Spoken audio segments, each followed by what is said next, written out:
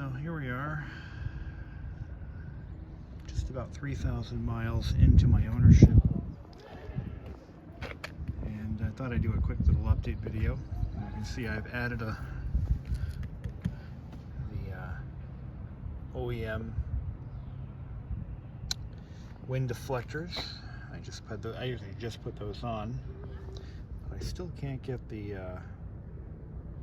splash guards. They're not available. I don't know why that is. Let's talk about it.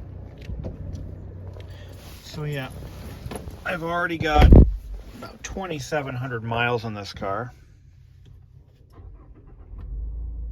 Let's see what it comes up as.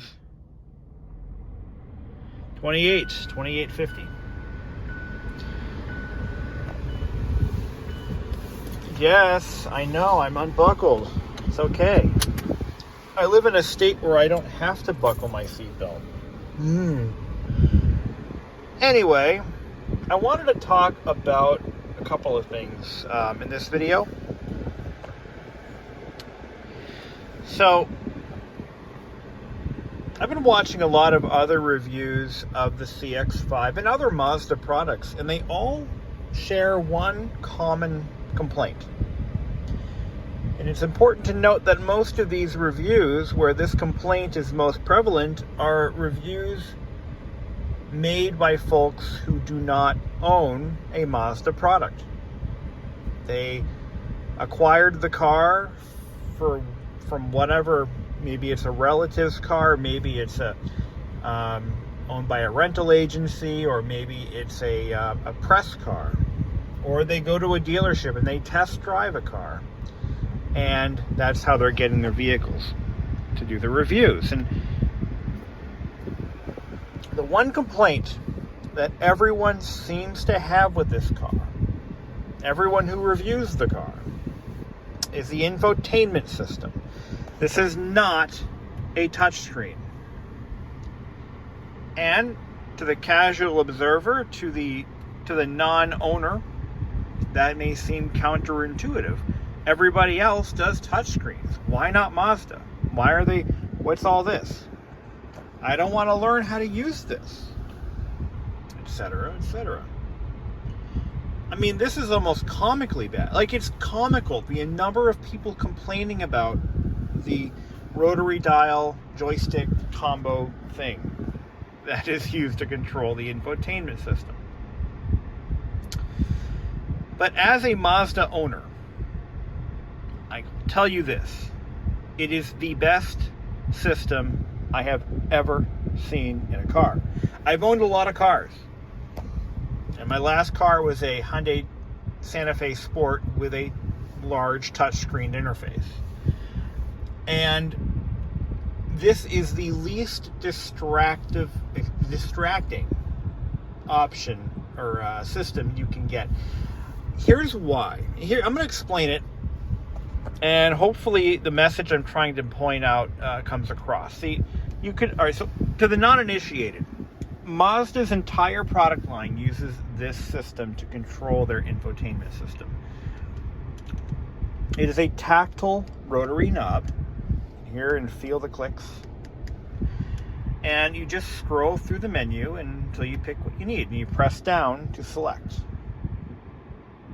If you don't have the navigation option in your car, it's just a little SD card that fits in that slot right there.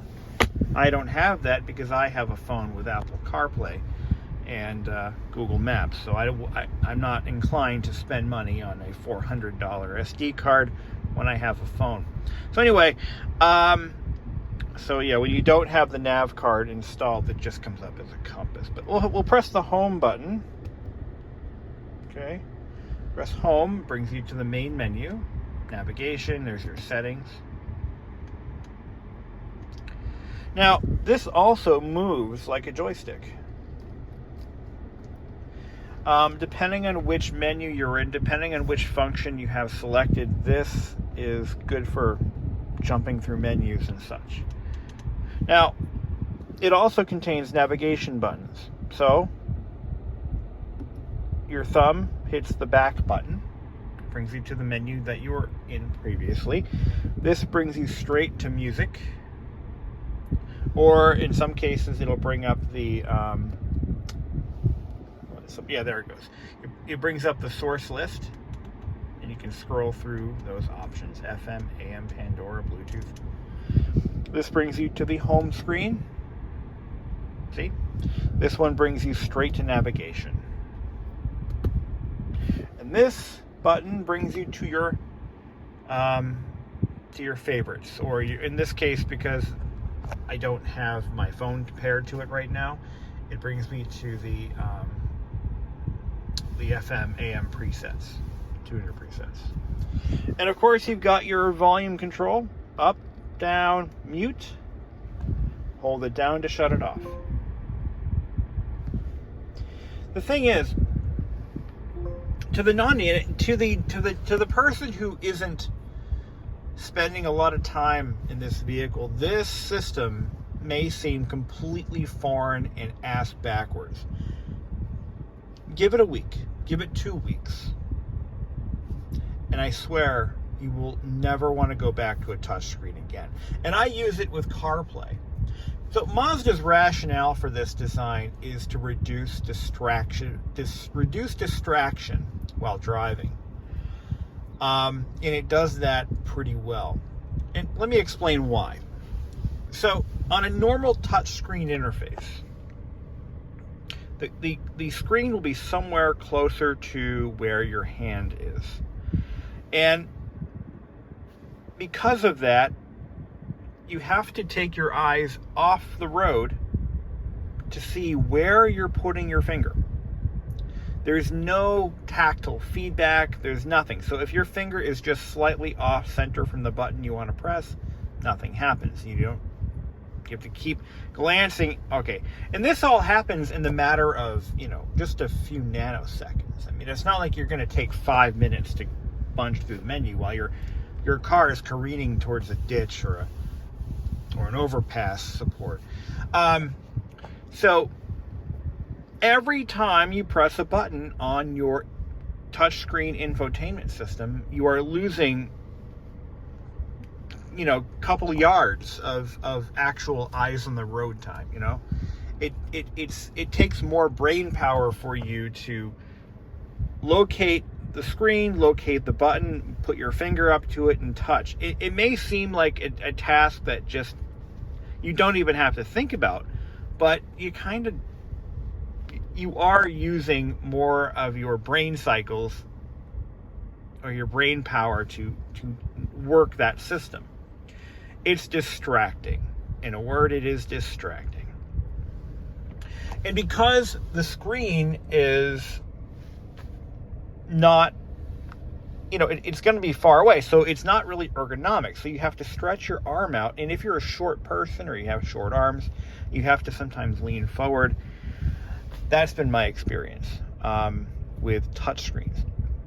I'm in the camp where I do not believe touchscreens have a place in a moving car. They just don't. I do not believe touchscreens should have ever been adapted to automotive use. I feel they are extremely distracting. And while they may be intuitive, and they are, I just think they're out of place. And you're always having to clean them. They get smudges, they get greasy, fingerprints, and it's just, I don't like touchscreens in my car. So I may be a little biased. All right. Mazda's solution is to do this. So they went with a rather unique, I don't know what aspect ratio this is, but it's pretty unique. It's a short, wide screen. And because they are not using the touch aspect to control it, there is no touch screen. It's just not a touch screen. Because of that, it gives them a little more freedom in terms of placement. So they don't have to put it here. They don't have to put it here. They put it way up here at the top, within your line of sight. Your eyes do not have to really leave the road. You just kind of glance over, oh, I want to listen to 91.1. And subconsciously, you're thinking that's 3 clicks push. So you just, okay, 3 clicks, yep, 1, 2, 3, push. And you get static. Or I want to listen to 92.7. 2 clicks down, okay. And that is it, man. That's it. Now, that works fine for the tuner, which, by the way, let's go ahead and load up the tuner. I think I just... FM. And I think I haven't really used the tuner much on this car, but... Oh yeah, if I spin this quickly, it brings up my favorites when you're in the tuner. Let's go back to it again. Let's see.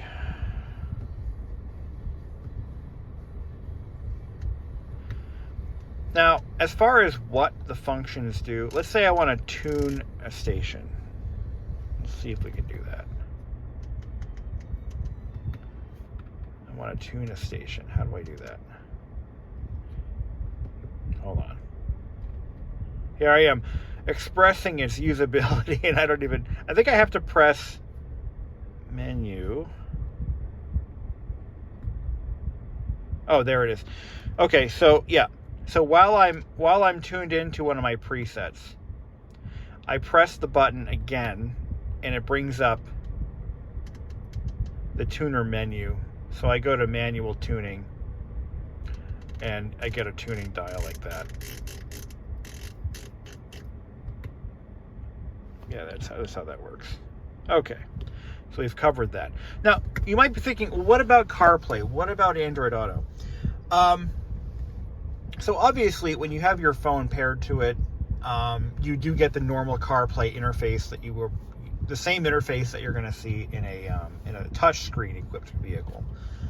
But Mazda's set up their software so that you can very easily control and select items within Apple CarPlay's menu. The only difference is you've got your icons, boom, boom, boom, boom, boom, boom, boom, boom, and you just roll. It selects the icons as you turn the dial. And I can't demonstrate this, unfortunately, because my only iOS device is also the device I'm filming with. So I can't pair my phone and do CarPlay and record video. It won't let me do that. Which brings me to my next point. This is one of my only real gripes with the stereo that is in this particular trim level. It does not have wireless CarPlay or wireless Android Auto. It is entirely dependent on you plugging your phone into this cable right here. And because the stereo system or infotainment system is tightly integrated within the vehicle, it cannot be upgraded. Oh well. So I wanted to just wanted to make this segment first, because this is the elephant in the room. A majority of car reviewers are complaining about this infotainment system and this seemingly backwards controls. One of the things that now I work with technology as my profession. I'm working with technology every day, and I've been doing this for a long time, over 20 years. And one of the things I want to point out is just because something is new and shinier does not mean it's better than the old way. I have machines in my basement that are 35 years old that still do exactly what they were intended to do. In fact, they perform certain tasks better than the latest and greatest technology, and they're more reliable. In our society, we have this false narrative that older things are less reliable or inferior in some way. There is a case to be made for that in certain circumstances. But as far as I'm concerned, when it comes to car audio, or infotainment, if you will, I feel that good old-fashioned push buttons, even though they're gross, old technology, they're better. They're superior rather than inferior. And Mazda truly gets that with this car. A lot of the controls in the CX-5 and pretty much all of Mazda's models are very old-fashioned feeling. You know, from the HVAC controls to the infotainment controls to the basic controls of the vehicle. They're just very analog and very functional. The interior of the CX-5, after 3,000 miles, I'm going to call it 3,000 miles of driving, the interior of this vehicle is very utilitarian. It just does everything. It's a very simple interior, but it does the job, and it does it well. I want to talk a little bit about the engineering that went into this vehicle in the drivetrain. So I talked in my first video about how every automaker is given an allotment of, they're given a budget, okay? So when they're competing in a segment of vehicles, in this case, they're competing with the Toyota RAV4, the Nissan Rogue, the Hyundai Tucson, not the Santa Fe, the Tucson. It's smaller than the Santa Fe. That's where the CX-9 punches up. The Mitsubishi Outlander, if you want to call it competition, what the hell. So anyway, the competition and the subject vehicle, the CX-5, they all kind of come in around the same price range. So when every automaker is trying to compete for the same bracket, for the same customer, they all have to do something a little bit different to differentiate themselves from their competition. And they do that, so they take that, let's say they have a budget, a target price of $30,000 to $35,000. Well, they're all given basically the same amount of money. And they're given the same basic parameters of what the vehicle should be, how it should handle. But they all do something a little bit different. Every automaker does something better than the competition. They each have their own thing, and then they each have their weaknesses. Hyundai's, as a longtime Hyundai customer, I've owned 3 of them. 3? No, wait, give one. Yeah, I've owned 3 of them. I had to think about that for a minute. But my mom owns a Tucson, by the way. For full disclosure, she's got a 2017 Tucson. Anyway, so as a longtime Hyundai customer, I know where their strengths are. I know where their weaknesses are. Hyundai's strengths tend to be value for dollar. Their vehicles are tightly, well integrated. In other words, everything is interconnected. So when you leave the sunroof open, for example, the car yells at you when you leave. When you shut it off and open the door, it says, "Hey, ding, ding, ding, your sunroof is open." Little touches like that. They're very thoughtful. They have very reasonably comfortable interior. They're a good value brand. Hyundai is a great value brand, and they're not the shit boxes that they were 30, 35 years ago. One of Hyundai's weaknesses is that they tend to underbuild their engines and drivetrains. They underbuild them because, again, they're given a budget. Here's how much this vehicle can cost, and here's how much you can spend. So Hyundai puts a lot of their effort into styling. They put a lot of effort, and sometimes it's a hit, and sometimes it's not even hitting the wall the target is on. I referenced the current generation Hyundais. They're just absolutely hideous. But they're given a budget. Here's what you can do. Figure it out. Attract the customer using your strengths. So what Hyundai does is they try to wow the customer. Okay, not only do you get heated seats for the price of a CX-5 base model, but you also get cooled seats. You get sat nav. You get Sirius XM. You get, and the list goes on. And they give you everything that you could ever dream of for a price that is quite competitive compared to the competition. What they don't tell you is that to get the price down, oh, by the way, the engine might be a little bit underbuilt. The transmission might have a few weak spots, but we're not going to tell you that. We're going to gloss over that and just emphasize the warranty. And it works for Hyundai. It works very well. I see Hyundais all over the place. I personally have owned 3 of them, and I genuinely liked them. But when it comes to Hyundais, they just don't age very well. Their suspension components tend to break down prematurely. That's been the case for 2 of my Hyundais. They tend to burn a little more oil. They tend to have more mechanical failures as they get older. Mazda's approach is a little bit different. This car is about as well equipped as a stripper model Hyundai Tucson. And in fact, even some features the Hyundai Tucson has, this doesn't have. But where Mazda's strengths are, is that they take all of that effort and put it into the drivetrain. This is one of the smoothest running 4-cylinder engines I have ever owned. It has one of the smoothest transmissions I have ever driven. And based on my girlfriend's 2016 CX-5, which is a previous generation model, they're fairly robust. That car is getting up there in age. I think it's about 8 years old now. And it is it has been very, very reliable. She has had not one problem with that car in the 90,000 miles she's put on it. Not one problem. And I have personally worked on that vehicle. I've done brakes, belts, and some fluid changes, and I've had that car apart, and it's actually under all the, and again, in previous generation CX-5, the interior was kind of shitty. But beyond all that, it is a damn fine vehicle. Once you get past, the flimsy interior, the lackluster equipment that it came with from the factory,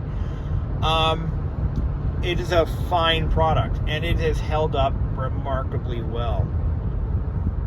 Now, another thing I want to point out is that Mazda is building cars for people who like cars. They're building vehicles for the enthusiasts. People who, I don't want to say enthusiasts, people who actually maintain and love their vehicles. Let me give you a case in point.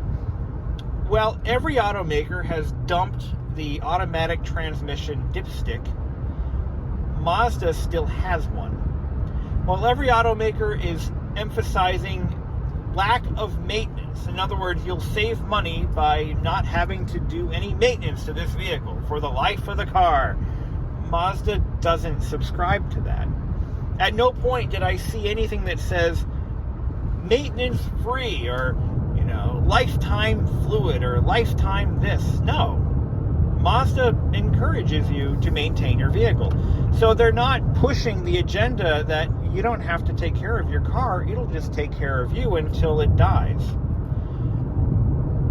And that is a breath of fresh air. It's unique, it's different. It's what sets Mazda apart from the Toyotas and the Nissans and the Hyundais of the world. And you only get a standard 60,000 mile drivetrain warranty, but really, you probably don't even need that. I filed warranty claims on every Hyundai I've ever owned. I don't know if I mentioned that. I have filed warranty claims on every Hyundai I've ever owned. The 2010 Elantra that I owned, it required 3 transmission replacements.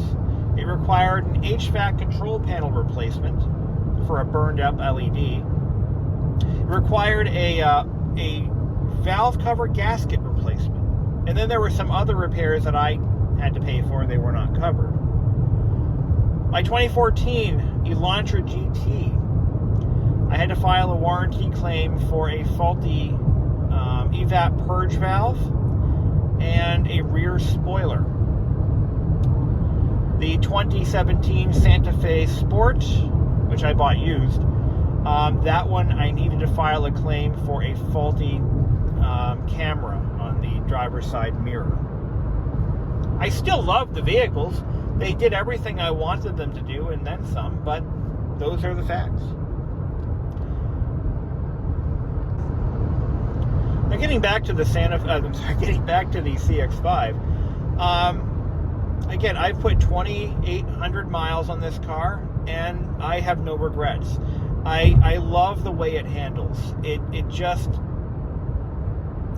This is a driver's compact SUV. That's what this is.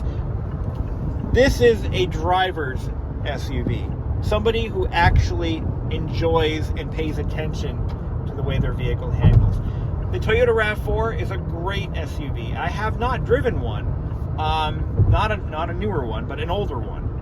And the RAV4, well, I've driven a couple of Highlanders, a couple of Camrys, and a couple of Corollas, and I find that Toyotas, while they're reliable, or at least they used to be before they went all in on CVTs, like Nissan, while they're good at what they do and they have a reputation for longevity and reliability, they're not drivers' vehicles. They just don't handle, like a Mazda or like a Honda Civic or like a they just don't handle, and the ride quality just isn't quite there. It's not bad, it's just not really there. I've driven every Toyota that I've driven. I actually drove even a pickup truck once, and it just didn't feel right to me. My sisters own 3 Toyotas. I've driven every one of them, and 2 Camrys and a Highlander. And while again they're not bad vehicles, they're just something about the way they handle. I just can't quite get into them, and that's kind of what steered me away from Toyota. But what Mazda's giving you is a vehicle that not only handles well, but the projected reliability based on what I'm reading, based on what I'm seeing, as long as you take care of it, it will last a good while. I expect, and where I'm sitting right now, I see 3 CX-5s, including mine. Well, 4 including mine. Just where I'm sitting. I'm seeing Mazdas everywhere now.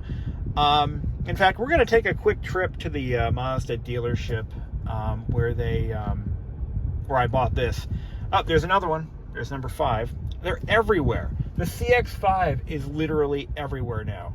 I think the word is getting out that Mazda, after they divorced Ford Motor Company,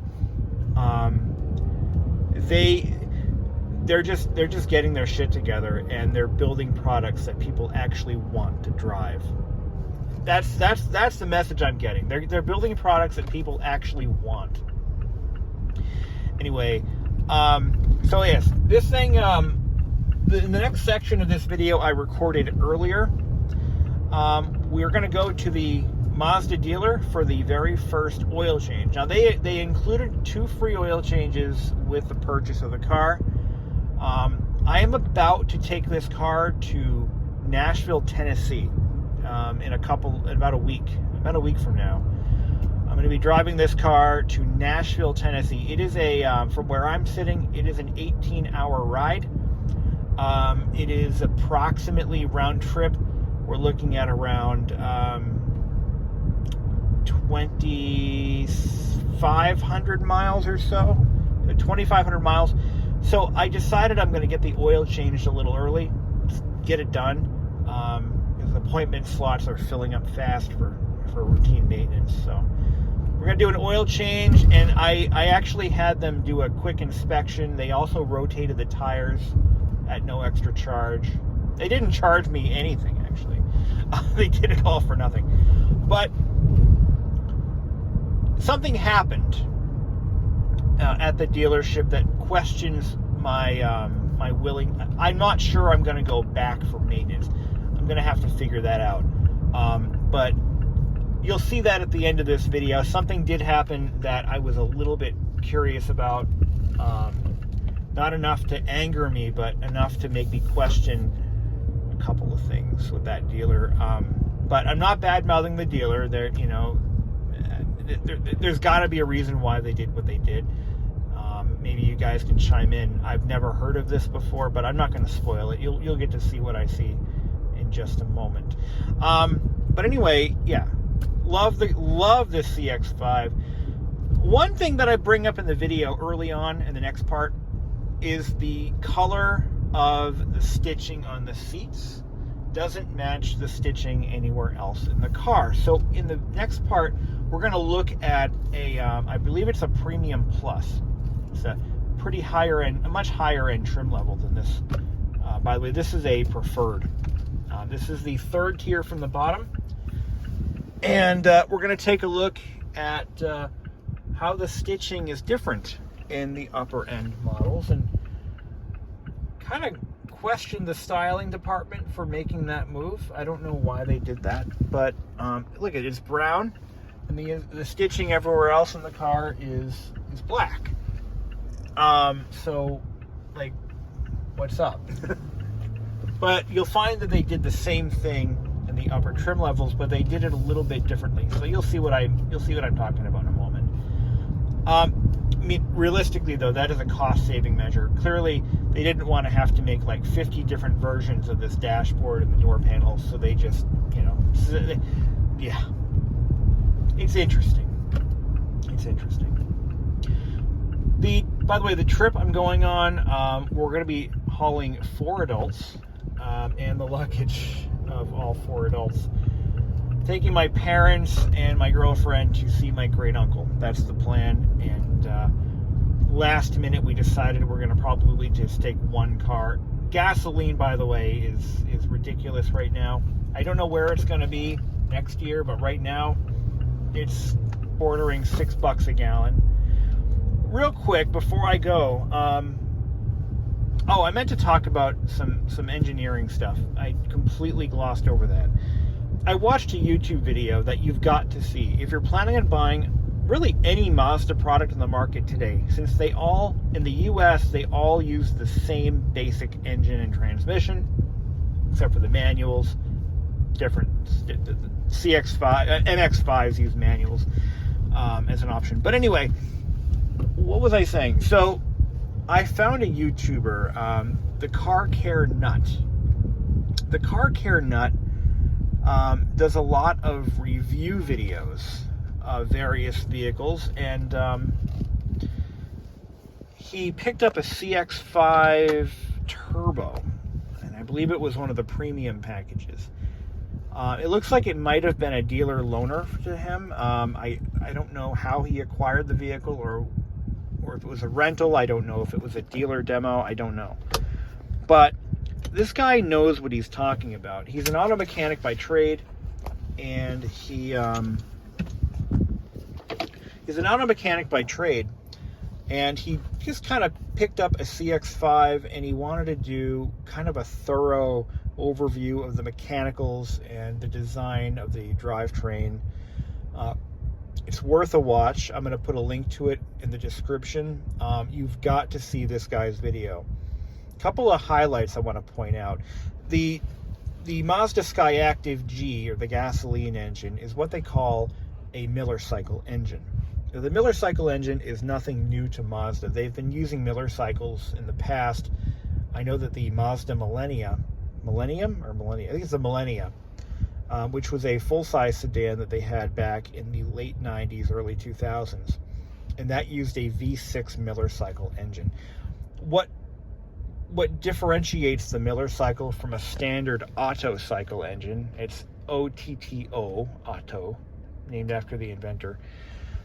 The Otto cycle engine, when the piston is at the bottom of its stroke, so the intake stroke, where it draws in the air and fuel mixture, at the bottom of the stroke, the intake and exhaust valves are closed, and as the piston comes up, they remain closed throughout the duration of the compression and power cycle, and then they open up. The exhaust opens on the exhaust stroke. Right, wash, rinse, repeat. On a Miller cycle, as the fuel and air is drawn in on the downward stroke of the intake stroke, the exhaust valve is closed, but the intake valve remains open. I don't know how long, but it remains open for a little bit as the piston's coming up for the compression stroke, and then it closes. Now, what this is going to do is it's going to force some of the air and fuel mixture back into the intake tract, and I am not entirely sure why that's more efficient or what the benefit of that is, But being a GDI engine, all Skyactiv G engines are gasoline direct injected. This might, just might, contribute to the fact that these engines aren't really known far and wide for carbon buildup issues. All GDI engines are prone to carbon buildup in the exhaust valves, the intake valves, except for Toyota's GDI engines, which have an additional injector. If you're not sure what I'm talking about, I suggest watching a couple of videos on GDI engines and how they work and some of the problems that they're known for. But what's happening on most GDI engines is the crankcase combustion, or the crankcase gases that build up and that are sucked in through the intake manifold end up getting deposited on the back sides of the intake valves. Now, on a traditional Otto cycle engine with port injection, the fuel mixture washes the back sides of the intake valves on the intake stroke. It keeps them clean. On a GDI engine, that is not happening. It's just air and blow-by and crankcase gases being sucked in through the intake tract. So what I'm saying is, it's possible that by forcing some of that mixture back into the intake tract, it may or may not help keep those intake valves a little bit cleaner. Another thing I want to bring up that the Car Care Nut had mentioned in his video is the all-wheel drive system in the CX-5 is a very basic, very simple design. Less is more when it comes to reliability. You don't want to have, a million sensors and servos and hydraulics all over the drivetrain to just do various stupid things. You just want something that's fairly simple. And Mazda's transfer case, which is what the drive shaft which powers the rear wheels, that's where it gets its power. And Mazda's transfer case design is very simple. It's basically just a gearbox. There is nothing in there to go wrong. It's just a couple of gears, no servos, no sensors, no bullshit. Contributes to a longer life, a simpler design. The actual activation of the all-wheel drive system in really any of Mazda's all-wheel drive vehicles, the CX-5, the CX-30, the Mazda 3 all-wheel drive, uses a magnetic clutch in the differential. So it's a proven design. Mazda's been building these things since at least maybe 2012, 2013. They really haven't changed the design since they were introduced back then. I think the CX-5's first model year was 2013, if I'm not mistaken. I should look that up. You'd think I would, right? No, forget that. Being a simple design means less failure, less problems, less hassle. The other thing that he brought up was how the variable valve timing works, the VVT system. In a traditional engine with variable valve timing, what they actually are doing is they're using a hydraulically activated camshaft phaser on intake and exhaust, or on one or the other. The hydraulic, and what that basically entails is they're siphoning off oil pressure to activate the camshaft phasers. Now, when an engine is poorly maintained, it doesn't get regular oil changes. The vehicle's owner believes in the once a year oil change, and they put like 60,000 miles a year on the car. What happens is oil will kind of form a sludge that builds up in the oil passages. It builds up in the servos. It builds up all over wherever there's not a lot of oil flow. It just kind of clogs everything up. And in doing that, the variable valve timing system can completely fail, or it can just start acting sluggish. and that contributes to a loss in power, contributes to poor efficiency. Mazda's design is a little bit unique and isn't really affected by poor maintenance. I mean, it is affected in other ways, but the actual camshaft phasing is not affected by poor oil pressure and the reason for that is it uses an electric motor mounted within the camshaft phaser that will actually, I need to do some more homework on this. I don't really know I can't even visualize how this works. But allegedly, these electric motors continuously spin within the camshafts, within the pulleys. And when cam phasing is called for, either more aggressive or to retard it, the motor changes speed. I don't know how this works. I've not seen this taken apart. I've not seen an explosion of parts. I need to see that. But it's a very interesting approach. And one of the issues that Car Care Nut brought up was customers might think that this would be a less reliable system because it's more parts. It's electric motors running inside the camshaft phasers. But it really hasn't been a problem. There's not really anyone complaining about camshaft phaser failures in these engines. And if they do fail, they're fairly easy to replace. You don't even need to pull the engine out, or the head doesn't need to come out. It can be done probably in a matter of a couple hours, which is interesting. In fact, I think he had mentioned they're externally mounted, so it's not a big deal. Something to think about. But again, as far as reliability goes with the electrically operated cam phasers, they're not prone to issues related to poor maintenance. Could be a bonus. Anyway, let's continue on this video by going over to the local Mazda dealer, and we're going to take a look at what they have on the lot, they have in their showroom, and we're going to look at some other cool stuff and talk about some other issues. And we're also going to talk about the results of the oil change I had done, which I'm still not really sure about. All right, let's get on with that. This one is Premium Plus, and stitching, not on the dash, door panel. Interesting. I'm here at the local Mazda dealer, and this is a pre-owned 2019 Touring, and it's got similar leather interior.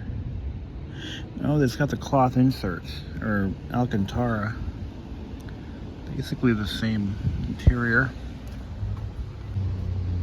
This lot is pretty empty, actually.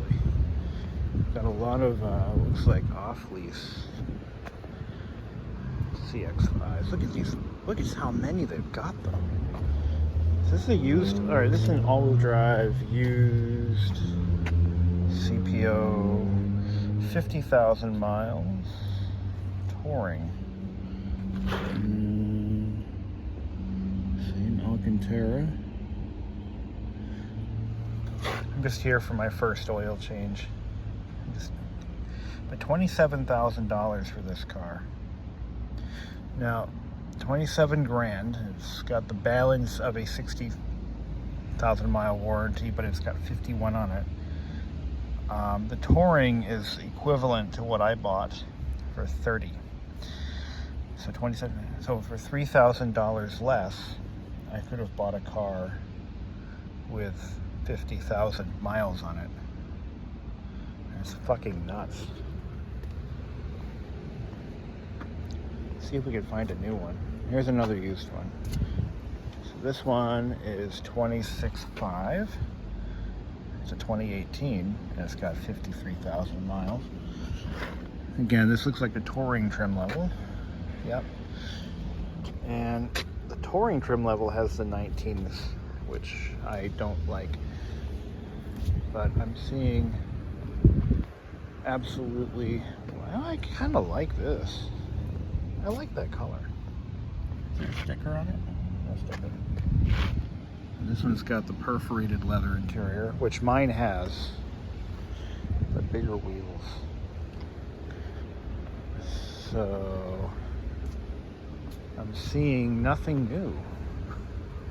Oh my God. Is it? Here's an oldie. No window sticker. This is it's like a 2017 maybe. And I'm not seeing any new CX-5s. Oh, here's one. Oh, here we go. What do we got here? This is brand new, 35.5, and I like that color. I actually do. What color is that? What color is that?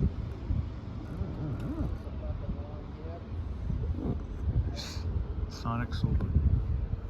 Sonic Silver Metallic. This is Premium Plus. So here's another Premium Plus. You can see the stitching color matches the seats on the door panels and the console. I find that befuddling.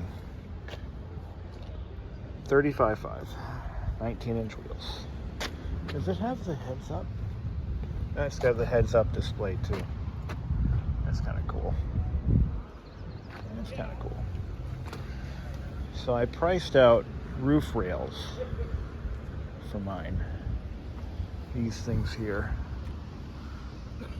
And those roof rails sell for, and I'm going to be putting them on. I'm going to do it probably later this summer. I got a lot of expenses coming up, so what I'm going to do is pick up a set of those and a set of crossbars. The roof rails are $350, the crossbars are $250, and they are available, but they're on back order.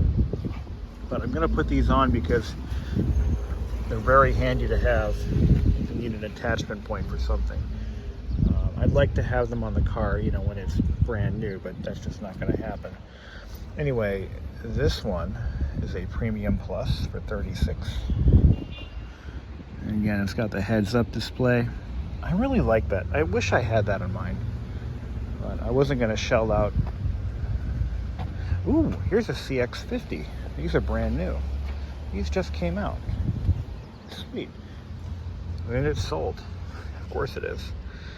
38 grand. Wow. I like it. I like it a lot. You can tell they stuck with the non-touch display. You can't really see it in the window, but oh, very nice. These still made in Japan? No, they're not. Where is this one made? Made in Alabama. No shit. Engines made in Mexico. Well, I'll be damned. This one's already sold. We can't touch it. But this one's not. But what I'm seeing is there is a shortage of new Mazdas. We got more down here though. Let's see if we can find a base model. One thing I can't seem to find anywhere is a base model CX-5 with cloth interior. They seem to be rarer than a Stradivarius. Yeah, all of these are premium models. So you see the wheels? Oh, here's one that's not. So what do we got here? All-wheel drive select. Okay, so this is a trim level below the one I have. This one's $29,900. Now, you remember what we were seeing the used ones go for. So this has the, it's a pleather, or basically a vinyl seat. But what's interesting that Mazda did is they only changed the seat color. So the seat color, and by the way, you don't want this. You do not want a beige seat with microfiber or Alcantara seating surface. You don't want that. Do not buy this car. You're going to regret it. because that's going to stain very quickly. But this one, yeah, so we've got no sunroof, solid roof. We got, Select does have tinted rear windows. I didn't know it did, but apparently it does. And you've got leatherette trimmed seats with Lux suede inserts. That is the dumbest thing, especially in beige. Why would they do that? Okay. But yeah, this is a notch down one from what I got, and glad I didn't buy one of these. But mostly all the same features though. Same wheels, 17s. Yeah, not a bad vehicle. But okay, so this has a few add-ons. You got the first aid kit, you got the Sol Red Crystal, you got the wheel locks, you got the cargo net, cargo tray. I had to pay extra for those on mine, but $28,700 is what this car sells for. Sorry, $27,900. $27,900 without these add-ons, which, yeah, not a big deal.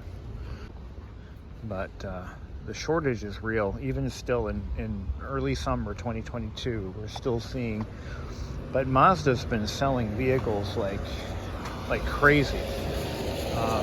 I'm seeing a lot more of these on the road recently than ever before.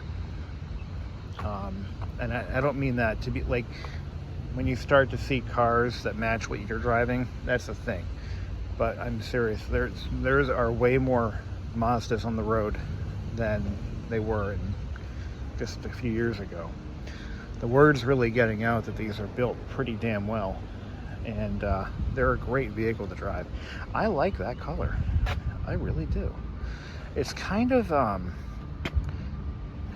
I've used this color as on the Mazda 6s back in the day, and it's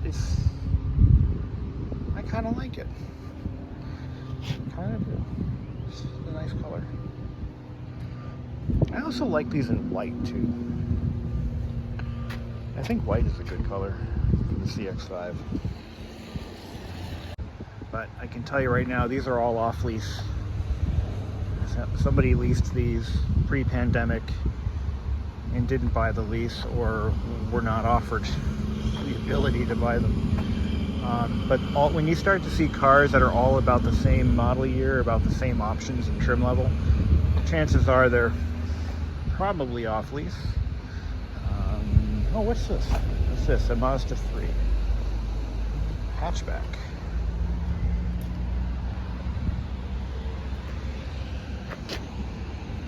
Too small for me. I couldn't drive something like this. Look at the rear windows though. There's like no visibility back here. None whatsoever. Very poor visibility. I don't know how anyone could drive that. It's just too small, and the windows are tiny.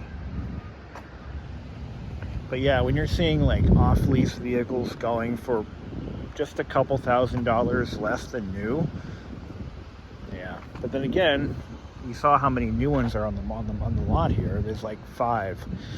That's it. What's this one? CX-30, I think. Or no, this is a Mazda. What the hell is this thing? I think it would say CX-3. Okay, these were discontinued. These were the predecessor to the CX-30. It's the kind of like a lifted all-wheel drive hatchback. But they went all SUV on these with the CX-30. I like the interior. You can't really see anything, but it's got kind of the same style dash as the MX-5. I kind of like it. But $25,000? Are you fucking kidding me? It's a 2021. I think this is the last year for these, actually. Yeah, I think it was the 2021 was the last year for the CX-3. And how many miles we got? Mileage? 6,700 miles. Oh wow, it's brand new. Not bad. It's actually not bad. It's brand new. But the pricing is a little bit much for my liking. And what do we got over here? A Rogue. Yuck.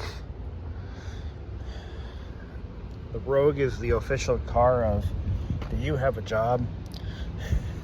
Do you have $25? We got a car for you. Is your credit score at least 400 or above? We've got a car for you. Nissan has sank so low. They have sank so low. It's just sad. It's really sad that they don't put window stickers on these, do they? No.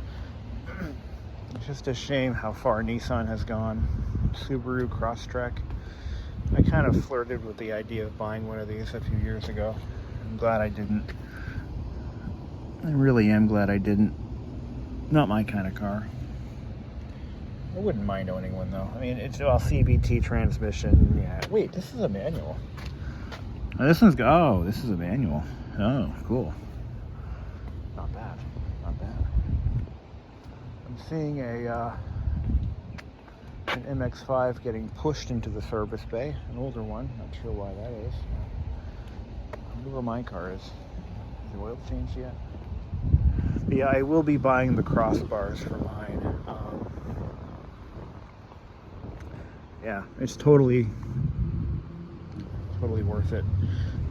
Here's an Atlas. I wondered about these. VW Atlas. VW is so good at making vehicles that they came up with an even bigger one. I've always liked VWs. I've always liked the concept. I've liked the idea of the VW. You know, I've always had a thing for their body styles. They're always kind of, you know, a little better looking than the competition, but could never bring myself to buy one. Could never bring myself to buy one. Let's take a look at some Hyundais. But yeah, I mean, even still, we're having a shortage, lack of inventory of. But when I bought mine back in March, they must have just gotten a truckload of them in, and they were more than happy to sell me one at sticker. So I think those days are over. But look at this CX-50. It's a sexy vehicle. I kind of like it. I don't like the fact that the engine is made in Mexico and the car is made in Alabama. I'd rather have a Japanese built car, but that's just me. And here's a. This one's been sold, but they don't have the price on it. I wonder what it went for. Well, no, we already know what it went for. This is a used one. This is not new. You can tell by the taillights right off the bat. The taillights on the new ones are like that. And yeah. What do we got over here? Look at some Hyundais. Now here's a ballin' on a budget cruiser. These usually go pretty cheap.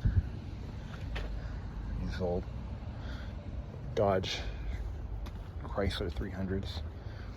Not something I'd ever consider buying, but there's an ass for every seat, I guess.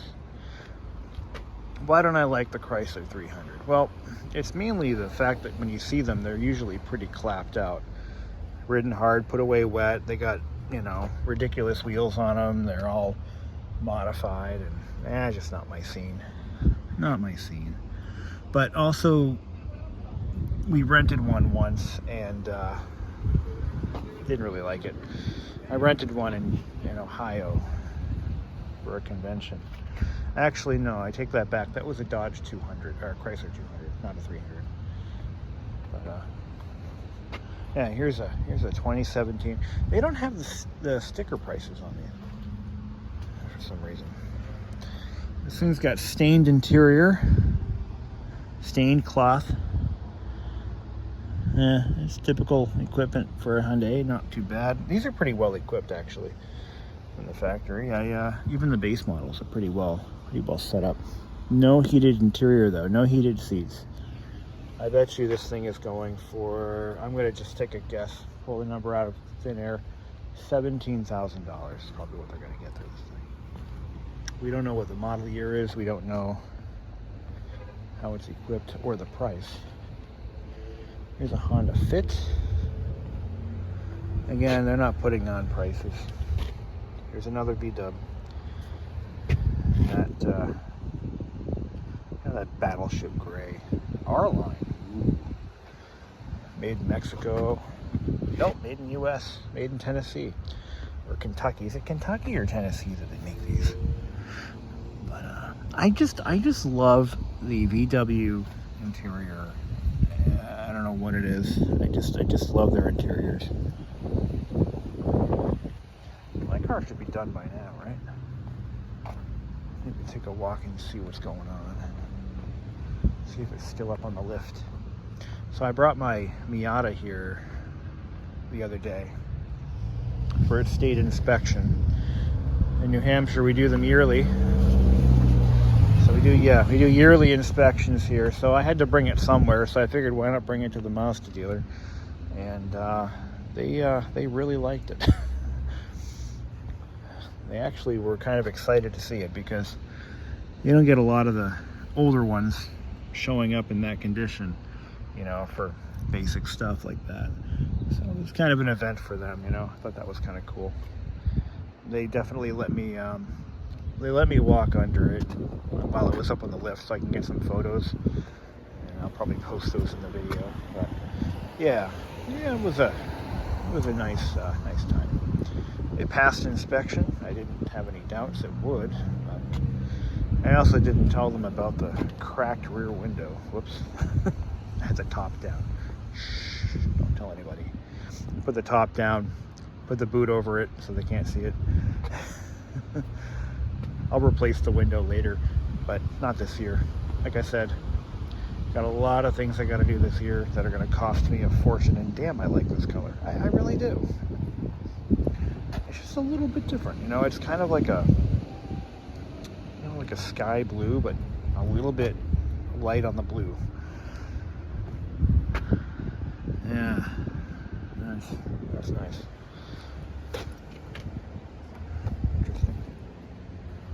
It's used. It's a CPO car. Really? I thought it was a new one. Well, anyway. Till then. Well, mine's the only one here with OEM wind deflectors. This one over here looks like it has the WeatherTech ones. And the OEM ones are a little bit flatter. And they washed it. Thank God, right? It's in the middle of a rainstorm. Oh, they vacuumed it too. Look at that. Yeah, I like that. This is my first time getting my car actually serviced at this dealer. And it didn't cost me a dime because my first 2 oil changes are free. The really sad thing is, because we're driving to Tennessee, I'm going to have to do this again in early June. It's May 19th right now. And by like June, oh, they even reset the oil indicator. Now, one of the things that they seem to do like a lot is they change the interval from what I set it to something else. Well, let's see. Where is that? Oh, you know what? The car has to be off with the ignition on. And I think to go to the root menu, go back, settings. I think it's under vehicle. Let's see.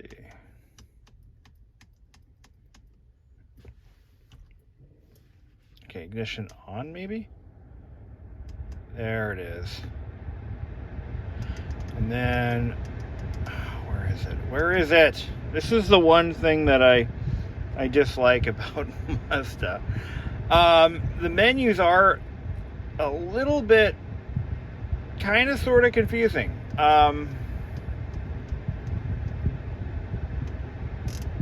Where the hell is it?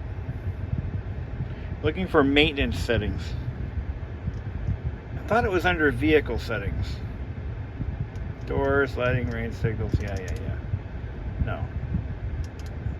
And vehicle displays? Is it? Because I know that the car has to be, I believe, off. Oh, I think it's under information. Yeah. Next service. They set it to 5. There it is. Okay, we have to change that back to 3,000. So they just reset it to the factory default. I have it set to 3,000 because that's just the kind of guy I am. Let's see if they overfilled it. Hyundai used to do that to me. I bring my car in for, you know, I'll have like like something that's manufacturer specific done, you know, like a whatever, and then I'd have them do an oil change, and then they proceed to overfill my crankcase. Let's see if these guys do that too. One time I had some routine maintenance done to a car and the entire engine cover was missing. Yeah, that happens. All right, let me lift the heaviest hood. The world's heaviest hood. Let's check the oil. Let's see where it's at.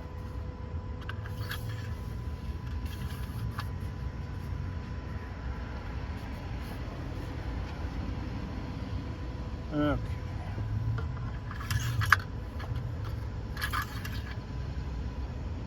It's actually underfilled.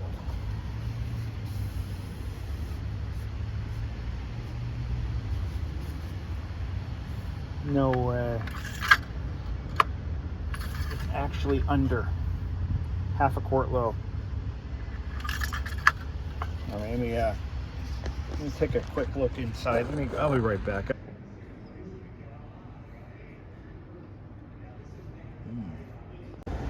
Well, here's the thing. So they're telling me that it's supposed to be, when it's cold, it should be at the half full mark. I'm not buying that for a second. I'm gonna check the owner's manual to see if it's a Mazda thing. But that's not true at all. As a matter of fact, that's really not true. Let me check it again.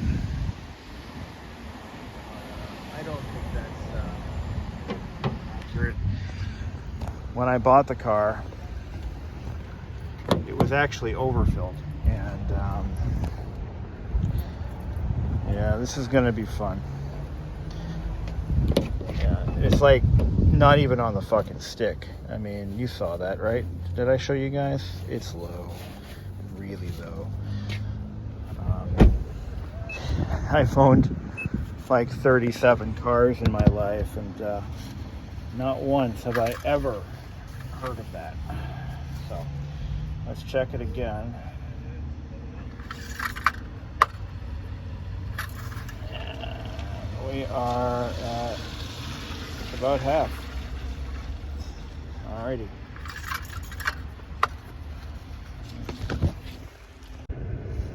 All right, so they're saying that it should be between min and max, but I'm telling you, conventional wisdom is you kind of want your oil towards the full mark. You don't want it over the full mark, but you want it somewhere in that, near that dot. I mean, okay. I mean, whatever. That's news to me that they're not filling them to the full mark. That must be, I mean, yes, oil is like, you know, $200 a barrel right now, and I get they're trying to save a few bucks. But I am not going to follow their wisdom on this one. I'm going to take matters into my own hands, which usually serves me well. And I'm going to buy myself a quart of synthetic 0W20 on my way home, and I'm gonna fill that son of a bitch on a level surface, because I just gave it some thought, and here's what I think they're doing. And this could be a directive from their service manager to avoid accidentally overfilling a customer's car, this is what they're probably doing. They're probably taking the filter, they dump the filter, now this doesn't make any sense. No, this does make sense. So what they're doing is they're dump the oil out, they take the filter out, and then they put the new filter in, they put the plug in, and then they bring the car off, they lower the car down, and they put in whatever the dosed amount is without a filter change. So assuming that you're using the old filter, so they're dumping it out and they're filling it with the correct amount. They check it on the dipstick, it hits the full mark, but then when they start the engine, the filter fills up and takes up that amount of oil. That's what I think is happening. So they're putting in the amount of oil without the filter change. And if they do that to enough cars, A, they save a few bucks on bulk oil, and B, that's got to be it. They're saving a little bit of money here and there. If they do enough oil changes, it adds up. That's somebody's Christmas bonus. But it also prevents the tech from overfilling the crankcase, which I believe happens a lot too. And overfilling an engine is just as bad as, if not worse, than underfilling it. Because when you overfill a crankcase, the oil can froth up and hinder proper circulation. You don't want that. It can also cause a lot of drag on the engine internally from the crankcase, splashing all that oil around the crankshaft. It also can cause you to blow out oil seals if it's overfilled. So I think they're doing that as a little insurance, and it's up to the owner of the car. But I'm probably the first one to call them out on it. I bet you. I don't think everybody pulls out, checks it. As you should do. As you should do. You need to keep an eye on the oil level when you have your oil changed. That is a rule that everyone should follow. And you should check the oil, I'd say, every other fill up maybe. If you have a German car, every mile. No, just kidding. But no, seriously, everybody should get in the habit of checking your oil so you know what's going on. My God. Especially if you own a Subaru or a VW or an Audi. Gotta keep an eye on that oil level.